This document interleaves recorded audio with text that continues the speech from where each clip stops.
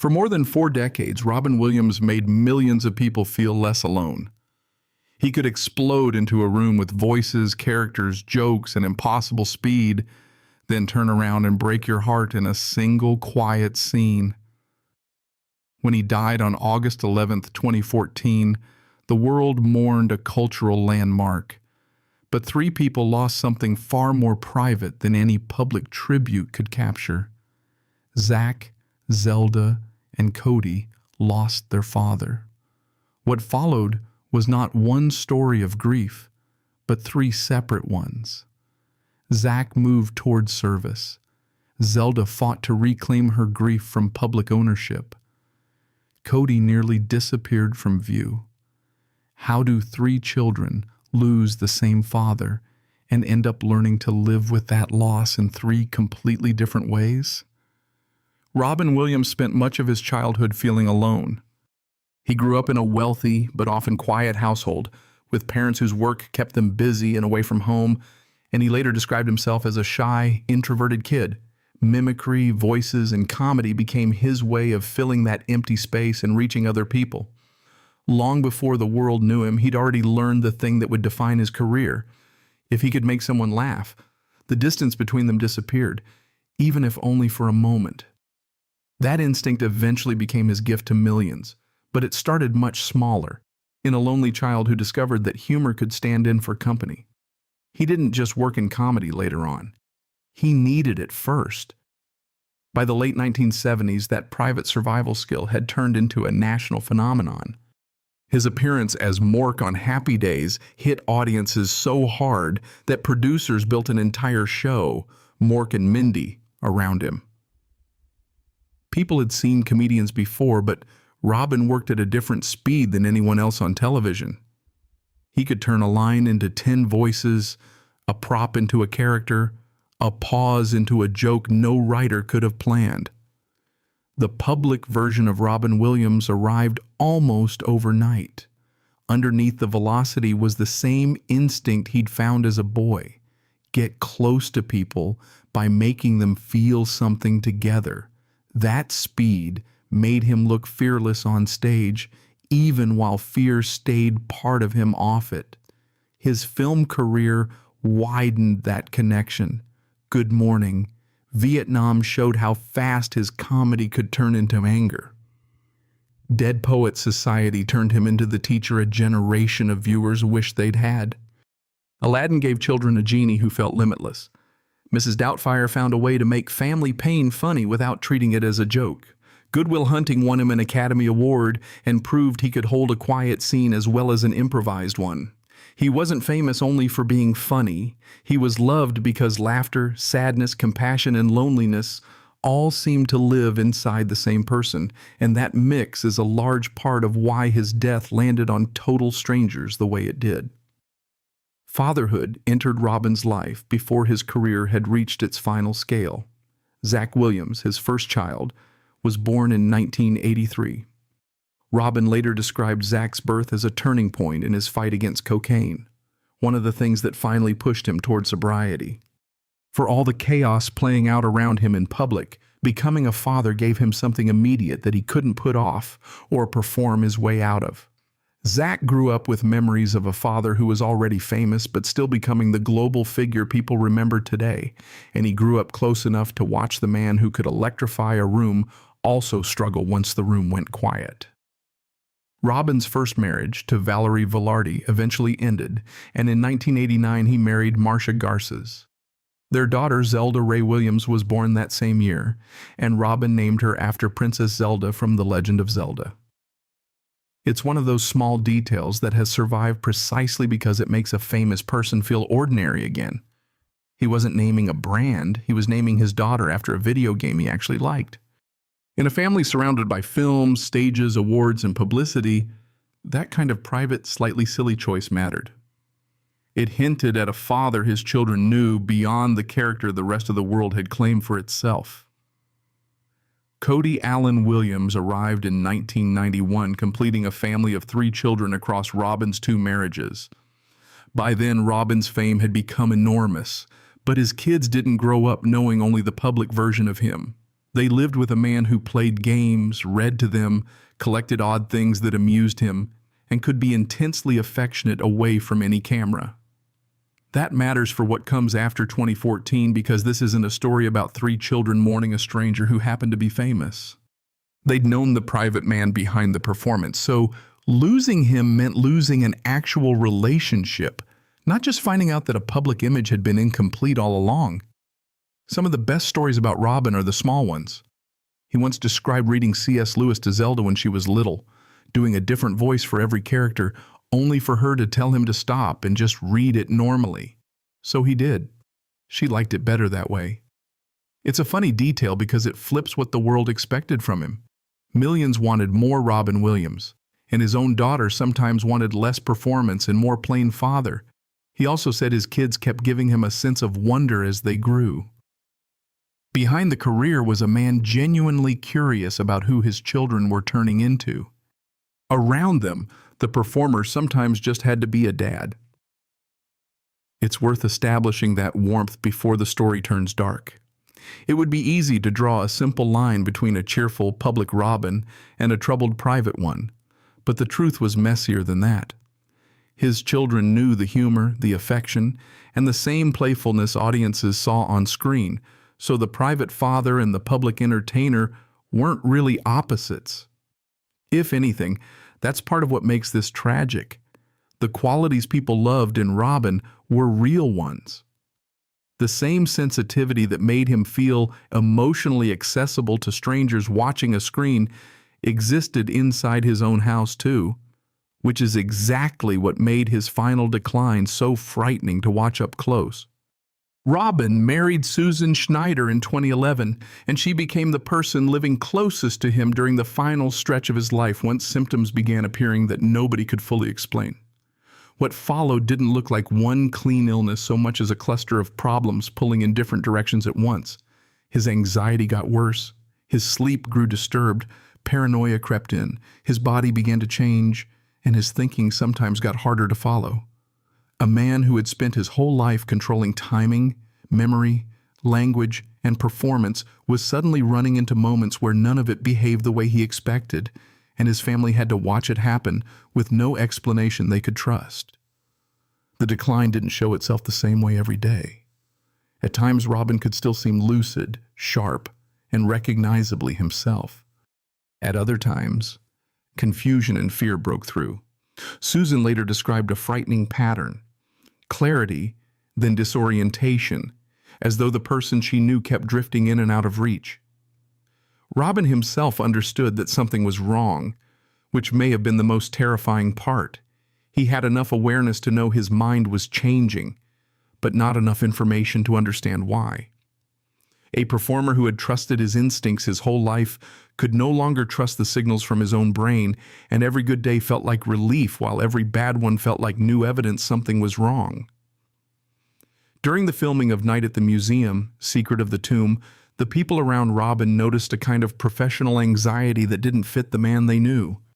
He reportedly worried intensely about whether his work was even usable and whether he was failing at a craft that had always come to him naturally. That detail is devastating precisely because it reverses the image built up over decades. The man celebrated for effortless improvisation was now questioning whether he could perform at all.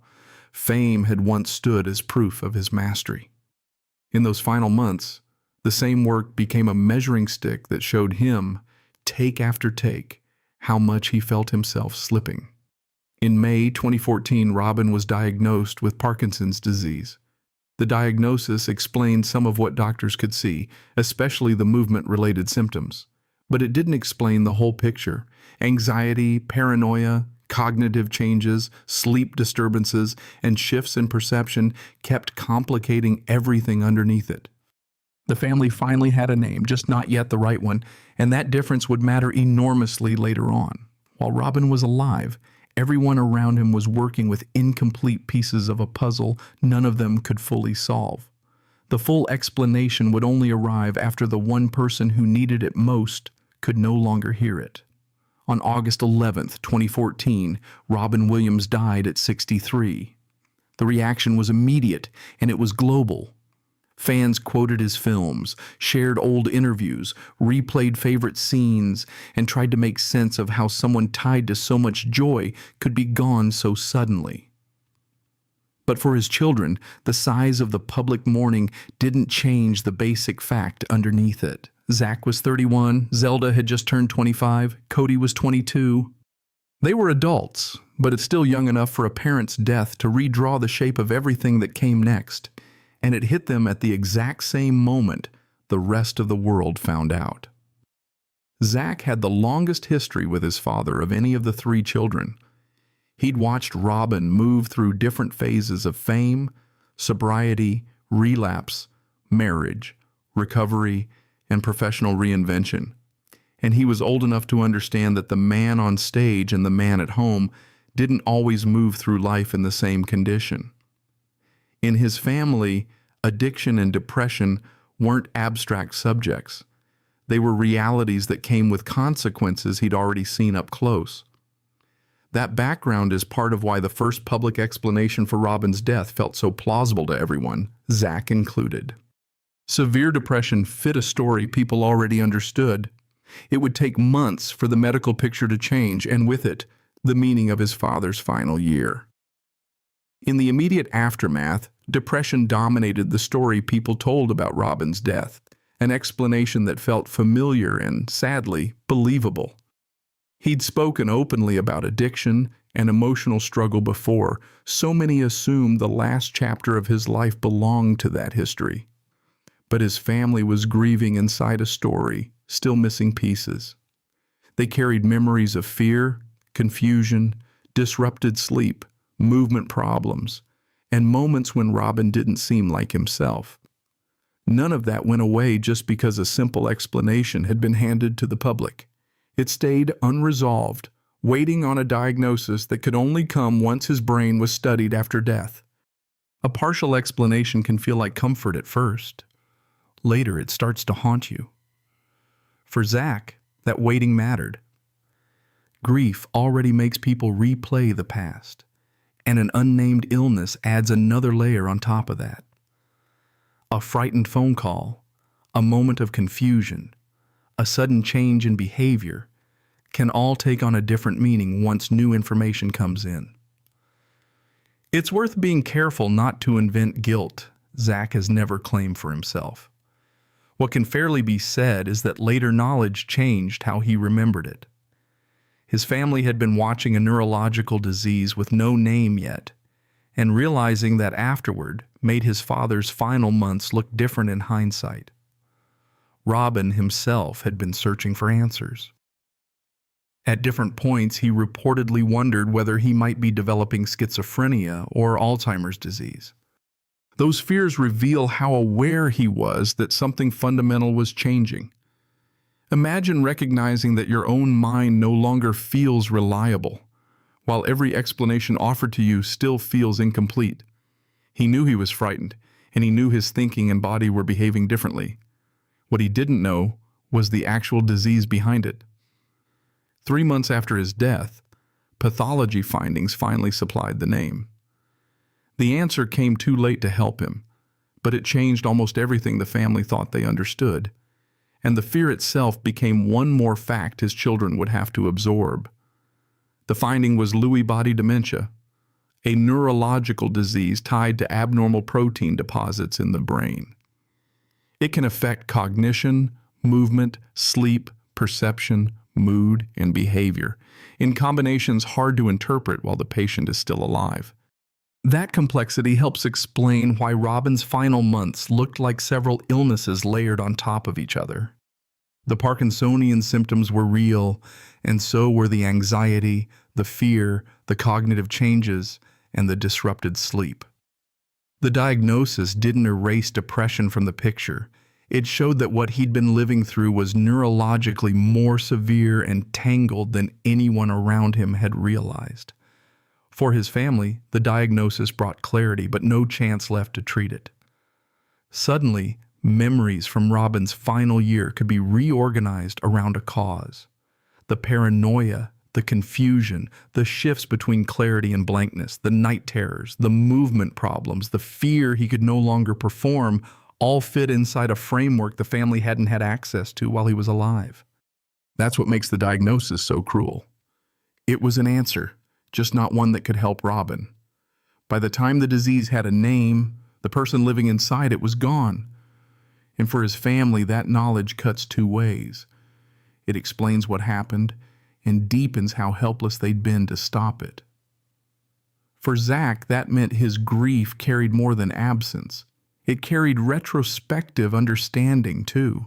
He could look back on moments that once seemed inexplicable and recognize that his father had been navigating a disease neither family nor doctors had correctly identified while he was alive. That didn't make every painful memory suddenly make sense, and it didn't turn a diagnosis into relief. What it did was change the meaning of what the family had already lived through. Grieving Robin also meant grieving what he'd silently endured, while searching for answers that never came in time. The years after 2014 were hard for Zach in their own right. He's spoken publicly about complex PTSD, anxiety, depression, and turning to alcohol to numb some of it. His father's death didn't just settle into a sad memory he learned to carry neatly. It knocked him off balance. Like a lot of people surviving grief that big, he found ways to dull the pain that ended up creating a second layer of harm. That part of his story matters because the recovery that followed wasn't instant, and it wasn't some clean, symbolic turn. There was real impairment before there was advocacy, and real isolation before there was service. He had to stop drowning first, before he could turn that suffering into something useful for other people. Therapy and support groups were part of that process, and service work opened another path. None of this was a miraculous turnaround. In a lot of recovery traditions, helping others is a familiar way of breaking a closed loop of self-absorption and pain. What mattered for Zach was that service gave him somewhere to direct the energy his grief had trapped inside him. Teaching financial literacy in prison programs and later working in mental health advocacy let him be useful to people beyond himself. It raises a real question. When a diagnosis only arrives after someone is gone, does it bring closure or just give the grief a clearer name? Either way, it gave Zach's grief somewhere to move instead of circling inward forever. That public service work eventually grew into broader advocacy around mental health, stigma, and recovery. Zach got involved with organizations like Bring Change to Mind and later founded his own venture, PYM Health, all while continuing to speak openly about therapy and about the damage of trying to manage grief completely alone. None of that erased what had happened to him after 2014. It gave the experience somewhere else to go. The son who had once been just trying to survive his own grief was now helping build language, resources, and support for other people facing trauma, depression, and recovery, without ever pretending any of that was simple or fast. Inside his own family, Zach found yet another way to carry Robin forward. He's talked about introducing his kids to their grandfather through his movies, including Aladdin, explaining to them that the voice of the genie belonged to someone they were connected to by blood, not just by culture. For millions of viewers, that film is just entertainment. In Zach's living room, it doubles as a family document. He can't hand his children real memories of Robin in person, but he can hand them context and stories, a way of understanding that the legend on the screen was also, quite literally, their grandfather. If Zach's grief grew more public through his advocacy work, Zelda's grief moved the opposite way for a while, largely because the public itself became part of the problem. Before August 2014, she'd already built her own career in acting and voice work. She'd appeared alongside her father, worked on her own projects, and shared a playful public moment with him through their Nintendo commercial. She wasn't just Robin Williams' daughter. She was a 25-year-old artist with her own projects, relationships, and ambitions, an identity still taking shape. Then her father died, and almost instantly the internet started treating her private grief like public property, one more thing she'd have to fight to control. At first, Zelda used social media the way a lot of grieving people do. She shared love, pain, memory, and even a trace of humor. Her early posts about Robin still sounded like his daughter, sad, affectionate, and somehow still capable of a joke in the middle of all that devastation. But some users decided that wasn't enough. They demanded more photographs, questioned how she was mourning, and acted like access to Robin was something Zelda personally owed them because they loved his work. It escalated from entitlement into outright harassment, turning a platform meant for connection into one more place she had to defend herself. Then came material meant to hurt her specifically. Anonymous accounts sent disturbing, manipulated images, hateful messages, and outright threats. Zelda wrote that she was shaking and couldn't bring herself to look at everything being sent to her. She asked others to report the accounts instead because engaging directly had become unbearable. 2 days after her father's death, before grief had time to set in, she left Twitter and Instagram entirely. That timing is almost impossible to sit with. While the rest of the world was still praising Robin's kindness, his own daughter was being driven offline by strangers demanding control over how she mourned him. Public sympathy and private cruelty were happening at the same time, less than 48 hours apart. What Zelda said before she stepped away pointed at the deeper conflict underneath it. The moment she treasured most with her father hadn't been lived for cameras. Her favorite family photos didn't automatically belong on social media just because people wanted them. Some memories lived inside the house, inside the family, in rooms strangers had never entered. That boundary turned out to matter enormously. The public had known Robin through his films, his interviews, his performances, and photos with fans. Zelda had known him through time with no audience at all. The more strangers treated her mourning as content to consume, the more she needed to insist on something simple. Loving a public person doesn't grant ownership over his child's private memories. Years later, Zelda landed on an image that captured the whole experience. She said she felt like a roadside memorial. People came to her carrying love and grief for Robin and left those feelings with her simply because she was visible and connected to him. She understood why they came. That didn't make it any less exhausting. The metaphor gets at something lonely about collective mourning. Everyone approaches because they cared about the person you lost, and almost none of them know the first thing about your loss.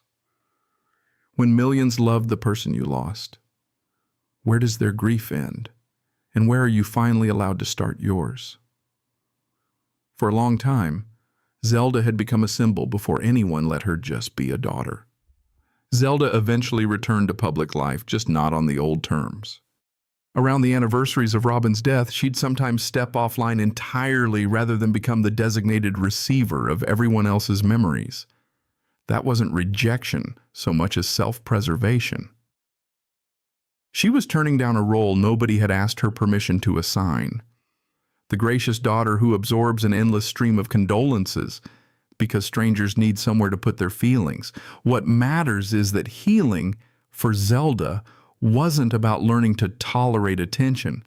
It was about learning she had the right to decide when that attention could reach her. Keeping her distance was a tool she used, not proof that she loved her father any less. Acting brought its own complication. Zelda later explained that being in front of a camera often triggered reactions that had little to do with her actual work. Some people looked at her and immediately thought of Robin, which could make them emotional before she'd said a single line. Others judged her against him, as if being his daughter meant she owed proof that she could match one of the most distinctive performers of his generation. Neither reaction actually evaluated Zelda as Zelda. The camera didn't just record her. It invited people to project onto her, which made performance a place where her father's shadow could show up before she'd had any chance to define the frame for herself. Directing changed that relationship for her. Moving behind the camera didn't mean cutting Robin out of her life or rejecting the family legacy altogether. It changed where Zelda stood in relation to it. As a director, she was no longer the face other people projected their memories of her father onto. She was the one deciding what the audience actually got to see. After years of strangers telling her what her grief should look like, directing gave her a different structure entirely. She could shape the image, the tone, and the boundaries of the work herself without turning her own face into the surface everyone else used to remember Robin. She built toward that transition gradually. Short films and music videos let her develop her own visual language before she ever got to a feature debut. That process mattered because it kept her story from becoming the simplistic version where trauma instantly produces art.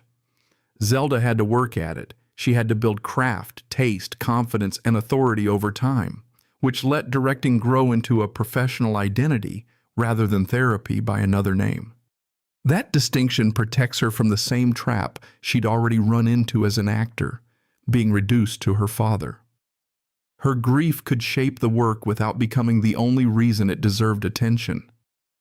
The authority had to rest on craft, not lineage. That's exactly what makes Lisa Frankenstein so revealing as her feature debut.